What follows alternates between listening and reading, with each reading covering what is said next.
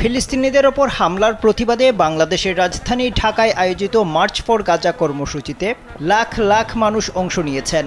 বাংলাদেশিদের এই বিক্ষোভের খবর প্রকাশ করেছে বার্তা সংস্থা এপি। তাদের বরাতে খবরটি পুনরায় প্রকাশ করেছে ইসরায়েলি প্রভাবশালী সংবাদ মাধ্যম টাইমস অব ইসরায়েল। সেখানে নেতানিয়াহুর ছবিতে পেটানোর বিষয়টি মূল শিরোনামে উল্লেখ করা হয়েছে। যদিও এপির শিরোনামে এই বিষয়টি নেই। তারা শিরোনাম করেছে বাংলাদেশের রাজধানীতে ইসরায়েলের বিরুদ্ধে প্রায় 1 লাখ মানুষের র্যালি। অপরদিকে টাইমস অব ইসরায়েল একই খবরের শিরোনাম করেছে বাংলাদেশে প্রায় 1 লাখ মানুষের গাজা যুদ্ধের বিরুদ্ধে প্রতিবাদ, পিটিয়েছে নেতানিয়াহু ও তার মিত্রদের ছবি।